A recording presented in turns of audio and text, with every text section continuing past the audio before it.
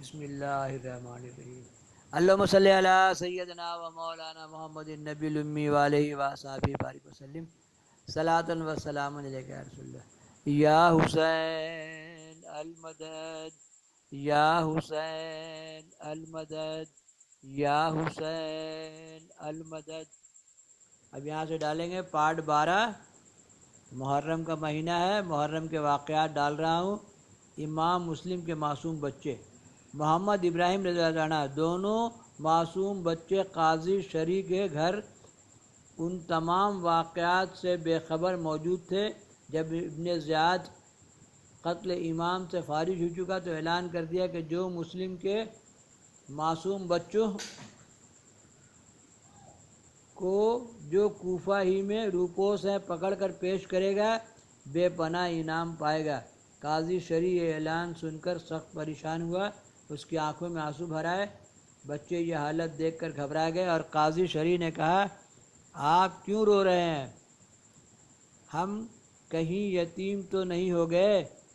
کیا کوفے میں ہمارا کوئی نہیں رہا؟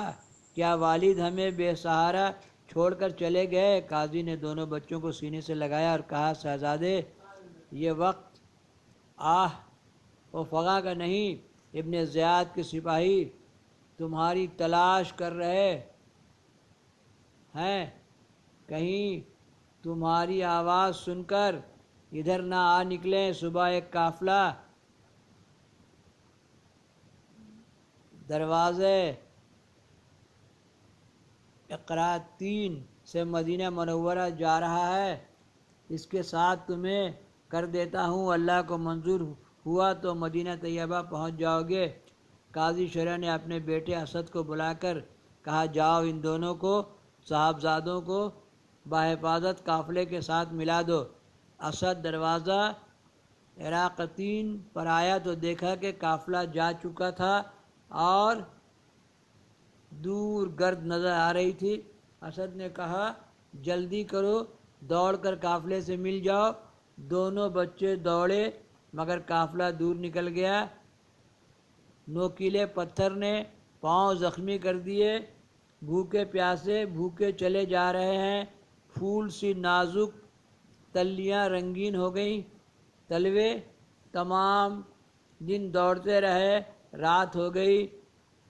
بڑے نے چھوٹے بھائی سے کہا، رات کہاں سو جائیں، مگر چھوٹا بولا، بھائی جان کہیں سپاہی گرفتار نہ کر لیں، ابھی ہم کوفہ سے زیادہ دور نہیں آئے، ہمیں رات بھی سفر جاری رکھنا چاہیے۔ رات کی سیاہی گہری ہوتی چلی گئی، پتہ ہلتا ہے تو ڈر جاتے ہیں، جنگل بیابان کو طے کرتے چلے۔ صبح ہونے کو تھی تو کہنے لگے کہ ہم یقیناً کوفہ سے کہیں دور نکل آئے ہوں گے، مگر پوپ پھوٹی تو دیکھا کہ کوفہ کے مکانات سامنے تھے۔ چھوٹے بھائی نے کہا، بھیا راستہ بھول گئے ہیں، بھوک اور پیاس کی شدت سے نڈھال ہو گئے تھے، چمنستان نبوی کے مہکتے پھول مرجھا رہے تھے، کہیں چھپنے کا ارادہ ہی کر رہے تھے کہ ایک ظالم سپاہی نے دیکھ لیا۔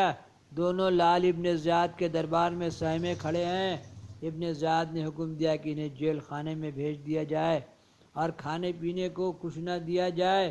جیل کا داروغہ مشکور نہایت طنیت انسان تھا، آدھی رات کو کھانا کھلا کر قدسیہ کی راہ کی طرف لے گیا اور اپنی انگوٹھی دے کر کہا، سیدھے